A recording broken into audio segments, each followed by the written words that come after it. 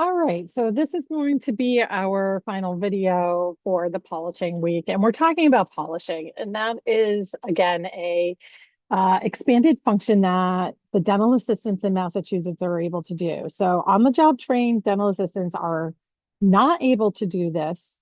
You have to be formally trained or take the Danby uh, exam. So this is chapter 58 in your books.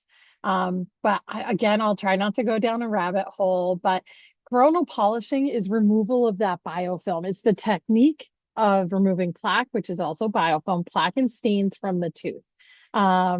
We use a couple of different things, but this is not a cleaning. We do not perform cleanings. Just polishing does not mean that the teeth are clean. Okay, so for a true cleaning, you need to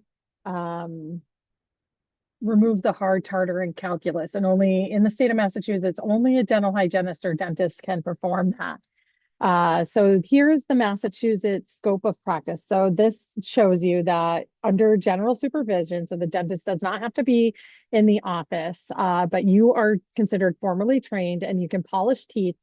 It says after a dentist or a dental hygienist has determined the teeth are free of calculus and you have to use a slow speed handpiece. All right, real talk here. A lot of times they will have you polish the teeth and then the dentist or the dental hygienist will make sure the teeth are free of calculus. Although it is supposed to be after, you might see that you're going to polish and then the dentist comes in, does the exam and removes the hard tartar. You are able to provide oral health instruction. So that's that patient education we talked about. And you're able to perform dietary screenings, right? So we talked about that in the last lecture as well. This is where it gets super serious with you guys. If you see calculus on teeth, you cannot remove it. Two things. You cannot ever pick up a scaler. It shouldn't even be available to you. If you hurt the patient, if you hit their gum line, if a hygienist or somebody else sees you doing it and report you to the board of dentistry, that's loss of your license or, high fines, right? Like you do not want to get in trouble for that. If somebody asks you to do that, say no. All right. An assistant scaling the teeth is illegal in the state of Massachusetts. You can just polish. Okay. And if you do see calculus and the doctor or the dental hygienist is not removing that, please make sure that that patient gets scheduled in with somebody next time, not just for a polish. And I tell everybody, I've had patients, I had a 12-year-old patient who was just seeing an assistant for polishing, and they had irreversible gum disease on their mandible 24-25 because no one was removing that hard tartar. Rest of their lives, they're going to have a risk of losing those two teeth because of the malpractice that was happening because nobody was removing that hard tartar. And the assistant they just kept seeing an assistant. So please don't get into that dilemma. All right. And I know I'll talk to you guys in person. Sometimes we selectively polish, which means there are some teeth that we choose not to polish. Sometimes crowns and veneers, we don't especially want to use a coarse paste on. We don't want to scuff them. So we will skip those teeth. So again, it just depends on if the tooth is viable enough to have that polishing, which is most of the time. And if you polish too hard or too fast, you can do damage to the enamel. So again, that technique that you're going to be learning in lab is really important, how to control that rheostat. And sometimes they can have sensitivity because we're removing the plaque from the teeth. And then all of a sudden those tubules of the tooth is exposed. And if air or something cold or even hot hits them, they can feel sensitivity, or they'll even ask you, don't clean this tooth or don't polish this area because they are sensitive. Okay, you'll see them jump in their chair, and that's when I'll start to talk about sensitivity medicaments, and that's going to be another PowerPoint. We'll talk about it. There's some benefits to polishing, right? We're removing that biofilm. We're preparing. Sometimes we polish before we put on sealants, which will be, I believe, next lecture. So we do a lot of that polishing, again, to remove that bacteria that is gathering up and minimize that so we are not getting into the tooth and creating issues. The smooth surface, once polished, you get that polish after you've been polished. And why people think it's a cleaning is because you rub your tongue along the side of your teeth and it feels smooth. Well, the bacteria hate that. It's like an ice skating rink, right? They like when there's plaque on there, then it's easier for them to build up on each other. It'll slow down that process. Plus, the patient just enjoys clean feeling teeth. I know I do. I'll talk more about stains, but sometimes when I'm polishing and I polish first, uh, it will remove some of the stains. A rubber cup does not always remove all the stains. Sometimes you have to use a scaler. And again, you're not using the scaler. And that's why you're going to get frustrated sometimes because you're going to try to remove all of the stain with the polishing and the paste, and it won't come off. And that's because it's stuck to some calculus. So that's when that doctor or the hygienist has to take a scaler and remove the rest of it. But some stains come right off with polishing, which I love when that happens. And then the tooth looks nice and clean. There's different types of stains, right? There's inside of the tooth stain or endogenous stain, or outside of the tooth stain, exogenous stain, right? So inside the tooth stain is when we want to whiten them or brighten them. That has to be done professionally with like bleaching or peroxides or in office. And outside of the tooth stain can be removed by a dental cleaning or even some products like coarse pastes or some over-the-counter bleaches, right? So we really have to consider what type of stain the patient has. If they have internal stain or the endogenous stain, you are not removing that with a polishing cup, okay? So you can see here, smoking stains, most of them can be removed with the polishing cup, except if they've been there on so long they've leaked inside of the tooth. Wine stain, some of that'll come off. Sometimes it gets inside the tooth. Aging, same thing. If it's not, if that's internal. Orthodontic white spots, that means there was demineralization on those areas, and you need to either brighten the tooth up to match the demin areas and make sure those are solid. MI paste does a pretty good job of that if they put them in their retainers, but polishing is not going to do much for that at all. Decay is not going to be polished away. Fluorosis, we were talking about fluorosis a little bit earlier, and that'll be its own PowerPoint, but you can see there's white spots on that. Again, that's not going to be polished away. Tetracycline staining, right? So there's a lot of times where polishing is not going to be what is removing those stains. Inside of the tooth stains, also, and this is a great picture of tetracycline staining. So that patient had that antibiotics or had their mother had antibiotic when tetracycline, like a very specific antibiotic, prenatally or when they were younger, and it looks like candy corns. This cannot be polished away.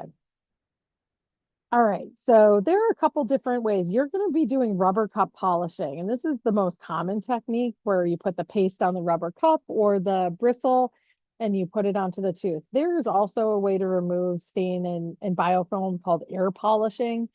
In the state of Massachusetts, you are not allowed to do that. It's almost like mini sandblaster to blast that away. So you're going to be using the rubber cup. But you might see in some offices that they're using, it's called GBT, guided biofilm therapy or air polishing. And this is a great picture of that. When I tell you guys to flare that cup into the margin or flare that cup into the mesial or distal, you can really see that depiction here. You really want to get that because you want to get as much of the biofilm as possible. And then when you floss, you're getting everything else that's interproximal, or you're using that interdental brush or whatever we're using interproximally. But polishing cups are not all the same. Cheap ones aren't stiff enough for me, and then some are too stiff. But it's finding a Profi angle that you really like. They're typically disposable. If your office, sometimes you can get it where they're metal, and then you're just adding the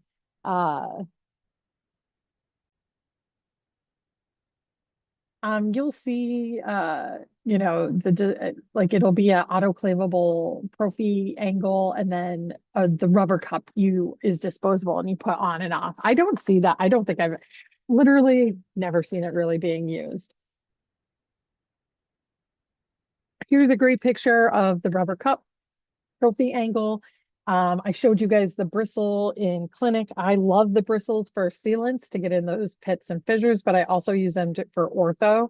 So as soon as I see my patient has orthodontics, I'm not using the rubber cup because they don't have flat surfaces. They have all these bars and stuff like that. And you guys might find you get a patient with ortho that it's going to be too complicated to clean. You're going to be like, I cannot handle polishing this. Have the hygienist do it. But I will use that pointed bristle brush, and just know that these are very stiff bristles and will hurt the gums. Okay, so you have to be very careful with that. The Profi angle goes onto a special handpiece, right? It's called a Profi angle. We'll call it the polishing angle or the Profi angle. But it's a slow speed attachment. You say it's a straight, not a straight bar. And sometimes these are attached to the chair. I really prefer to have cordless handpieces. I will show you guys this next time. You guys got to see the ones on the chair.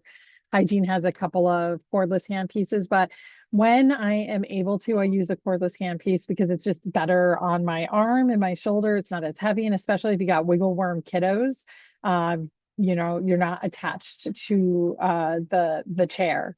But the cup is disposable. The Profi angle itself, the handpiece itself does not go in the ultrasonic because it has a motor in it. It gets wiped down and bagged and autoclaved. When you're holding it, you need to do that pen grasp. Okay. So this is really important. You're going to want to use your hand as a fulcrum, your fingers as a fulcrum, and have that pen grasp. If you're holding it awkwardly, you're not going to get the right way to clean off the tooth. Here's a picture of a rheostat. So you're going to have a foot pedal or that rheostat that you're going to push with your foot. You can use your left or your right foot, either one. It's just about control. You got to think of it like a speedboat or a car. If you push down hard, it's going to go really fast. So this is the hardest part of learning how to polish, is learning how to give that easy pressure to the rheostat. So give yourself some patience when learning how to do that. We've talked about fulcrums. It's anything that you're, leaning against to stabilize yourself. So sometimes I can fulcrum right on the teeth. So that's called an intraoral fulcrum. Sometimes I'm using their chin to rest my hand against their chin. But you want to be stable because, again, if you're not stabilized, you're going to have shoulder and neck problems. There'll be pain there. Not all polish is the same either, right? So we have typically ultra fine, fine, medium, or coarse. You don't want to be using coarse paste on someone who doesn't have a lot of stain. And then vice versa, you do not want to be using fine paste on someone who has a lot of stain. You really want that coarseness. And I try to tell patients too, when they ask how to get toothpaste like what we have, I tell them to sprinkle baking soda on whatever toothpaste they have. That baking soda will give their paste a little bit of extra grit. It also helps neutralize the pH of the mouth, and is, homeopathic. So, but having that little grit helps.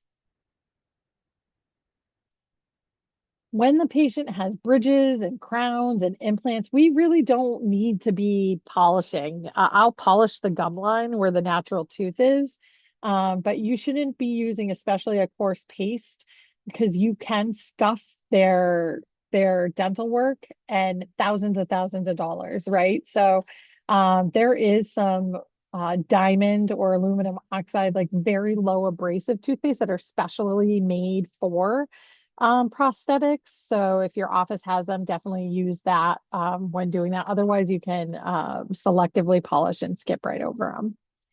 And try not to polish if you hit the amalgam fillings with the polishing cup hard and fast, it will burn them, right? You'll send heat through the amalgam, and it'll give them a little bit of a jump, and we don't want to do that.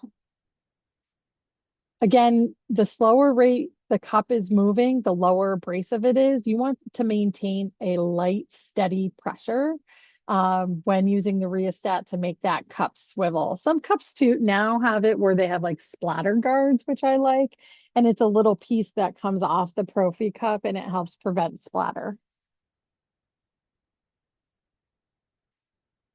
All right. So now you've got your polish open, you've got your Profi angle, you've got your patient down, they've got their safety glasses on, their bib, you're ready to polish. And each tooth, you need to make sure that you're removing the biofilm. I do, like everybody has their own order. I start on the maxillary facials. I go all the way across from the upper right-hand side, all the way to the upper left-hand side. And then I jump down to the mandible and I do all the facials of the mandible. And then I do the linguals of the mandible. And then I do the linguals of the maxillary. You do not have to do it that way. As long as you have a system or a habit of doing it. That way you don't miss it. And when you're bringing the Profi cup down on the tooth, I start at the gingival margin and I go down from the gingival margin or up for the gingival margin if it's a mandibular tooth, right? But I'm starting at that margin, flaring the cup out and bringing it all the way to the occlusal or incisal edges. I'm making sure that that cup flares a little bit underneath the gum line and flares into the mesial and distal. I'm doing short overlapping strokes, so I make sure I don't miss any part of the tooth. When you're positioned in your operator's chair, I don't know why this lady's wearing cowboy boots, but okay. When you're positioned in your operator's chair, you need to first make sure that you're comfortable. Your tush is all the way back on the seat. Your hips are at an incline. Your shoulders are back. Then you position the patient, right? You're going to get them so that they're right above your lap. You're in a good position. We're looking down at them. You've got your light in order. If you're working on the mandible, I like to have them sitting kind of a little bit inclined with their chin down. If you're working on the maxillary, set them back. I even will tell them tip their head back, chin up. And that way it's more accessible to see the maxillary opening.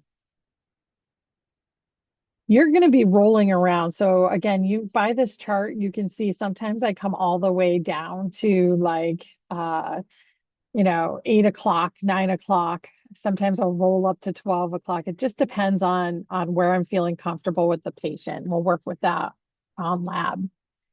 Like I said, the sequence doesn't matter as long as you're continuing to follow the sequence. Okay, so you don't miss any areas. Um, so this is basically that breakdown of the polishing appointment. You're going to check the patient's medical history, contraindications, if there is any, vitals. You're going to seat the patient, drape a napkin over them.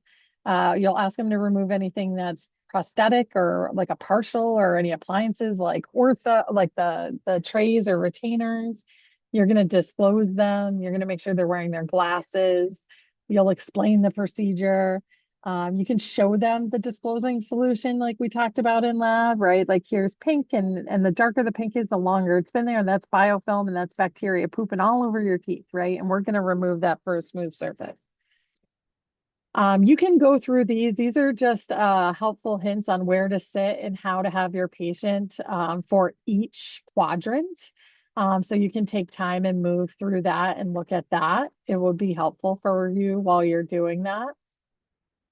And then I always floss after I polish. Some people will floss the patients before they polish. Some floss before and after, but I make sure that after I've polished, I'm putting floss through there and removing any of that biofilm that might be on those line angles or any of those areas that that polishing cup might have missed. I'm making sure it's going a couple of millimeters into the gingiva, bringing it up, kind of hugging the tooth with the floss. You don't want to just snap the floss in and out. You want to make sure that you're hugging that tooth. Some people say it's like a C shape around the tooth, but either way, I want that floss kind of hugging it, and you're going to floss every area. And then you're going to reevaluate. So sometimes I'll redisclose and I'll take a look to see if there's any missed areas. I'll repolish with a rubber cup, or even sometimes I take a 2x2 and just wiping off the biofilm with a 2x2. You'll see sometimes in the deep pits and fissures, there's going to be some disclosing solution. You're not going to be able to get that. That's okay. And if there's calculus presence, you're definitely not going to be able to get that. But then I'll wipe the teeth off. Patient education we've gone over before, but again, making sure that that stain and that biofilm are at a lower amount. If they're interested in whitening, you'll have a lot of background, right, in dental materials to talk about that to them and the different ways you can do it.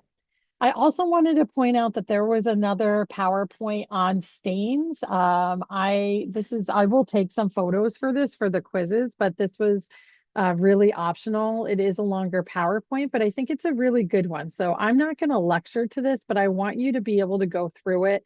It does reinforce everything I kind of just went over. Um, so again, that's why I don't go over it again. But I want you to look at that intrinsic stain, the extrinsic stain. Again, if I use pictures to talk about tetracycline staining, I'm going to take the pictures right from here. Um, there's all sorts of reasons why stain can be on there on the patient.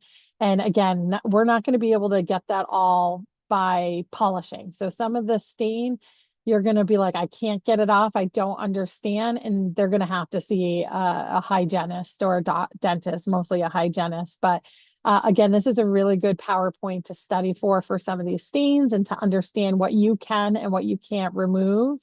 And we talked about most of them in the last PowerPoint. It also talks about um, different disorders. The pictures of fluorosis are on here. Here's a tip, I will use some of these pictures about fluorosis on quizzing. But there's mild, moderate, or severe fluorosis, right? If some patients have had too much, it'll look like molted enamel, right? So these white spots. And they shouldn't be using too much fluoride. That's really the only downside of using that fluoride. So, all right, everybody, I hope this was helpful. Please, yeah, watch the other two videos as well.